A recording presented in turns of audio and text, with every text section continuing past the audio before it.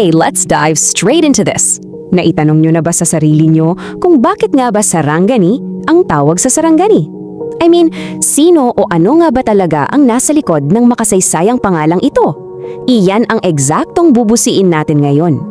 Kapag narinig natin ang Sarangani na yon, ang bilis pumasok sa isip natin yung mga pristine white sand beaches na dinadayo talaga ng mga turista, di ba?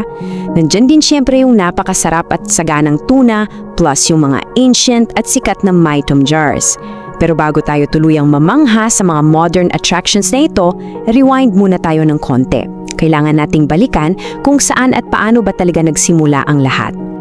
Unang bahagi, ang alamat ng prinsipeng naglakbay.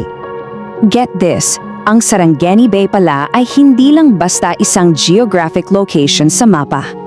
Ayon sa mga kwento, ipinangalan daw ito sa isang napakatapang at makapangyarihang prinsipe mula sa Indonesia or Borneo na nagngangalang Sarangani. Sinasabi na ang prinsipeng ito ay isang bihasang manlalayag na madalas tumawid sa mga katubigang ito. Dahil sa kanyang pambihirang tapang, ipinangalan sa kanya yung mismong Lok at eventually pati na rin yung buong kalupaan na nakapaligid dito. Kumbaga, the idea of his power just spread. Isa siyang alamat na literal na nag-iwan ng marka sa ating heograpya. At alam nyo kung anong pinakamahalaga rito?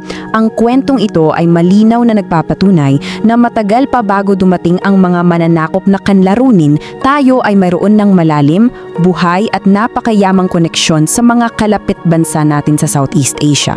Hindi tayo isolated, bahagi talaga ang ating mga ninuno ng isang malaki at masiglang ugnayan sa rehiyon. Ikalawang bahagi, ang kasaysayan at pagkakatatag. Fast forward tayo sa recorded history. Ngayon, tingnan naman natin kung paano nag-evolve ang probinsya sa paglipas ng panahon. Imagine, back in 1543, formal nang inilagay ni Ruy Lopez de Villalobos sa kanyang mapa ang mga isla sa dulo ng Mindanao bilang Sarangani Islands. For the longest time pagkatapos niyan, naging bahagi lang ito ng napakalaking imperyo ng Cotabato and later on sa South Cotabato. Hanggang sa dumating ang March 16, 1992. Ito yung araw na formal na itong humiwalay at naging isang independent province. At ang naging ultimate game changer para sa kalayaang iyon, walang iba kundi ang Republic Act No. 7228. Ito talaga ang nagsilbing birth certificate ng lugar. Ito ang batas na legal na nagbigay buhay at kumilala sa nagsasariling lalawigan ng Sarangani na alam natin ngayon. Because of that specific law, 7 magkakahiwalay na munisipalidad ang formal na nagsama-sama. Nagkaisa sila sa ilalim ng iisang makasaysayan at napaka-proud na pangalan, ang Sarangani. Isang tunay na perpektong halimbawa ng pagkakaisa. Ikatlong bahagi, ang yaman ng kulturang Sarangani. Dito tayo sa isa sa mga pinakapaborito kong pag-usapan. 2,000 taon.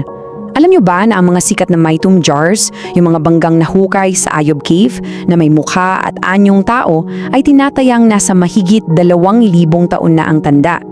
Just to put that into perspective, ganun nakatagal mula nang masining itong hulmahin ng kamay ng mismong mga ninuno natin.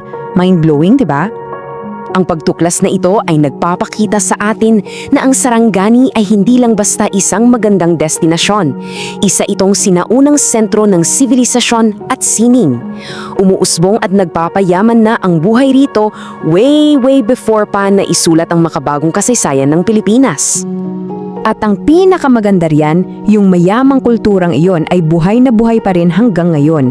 Ang Sarangani ay nagsisilbing tahanan sa napakaraming pangkat. Nandyan ang mga Blaan, Teboli at Tagakaulo na namumuhay ng may respeto at kapayapaan kasama ng mga Moro at Kristiyano. Together, literally, na binubuo nila ang isang matibay na kutang bato, isang matatag na pundasyon ng kultura ng buong rehiyon na hinding-hindi matitibag. Nakaka-amaze yung lalim ng history natin, di ba? Sa bawat pangalan pala ng ating mga probinsya, tulad ng Sarangani, may nakatagong kwento ng paglalakbay, katapangan, at mayamang pamana na naghihintay lang matuklasan. Kaya bago tayo magtapos sa pagsusuring ito, I have a question for you guys. Nakapunta na ba kayo sa Sarangani? O baka naman nanonood kayo mula doon mismo ngayon? Ano ang paborito ninyong lugar o experience doon? I-share nyo naman sa amin. Maraming salamat sa pagsama sa makabuluhang pagtuklas na ito at hanggang sa susunod. Kung nagustuhan mo ang kwentong ito, huwag kalimutang i-like ang video, mag-subscribe at i-on ang notification bell para sa iba pang alamat at kwentong bayan. I-share mo rin ito para mas marami pang Pilipino ang makaalala ng kagandahan ng ating mga kwento.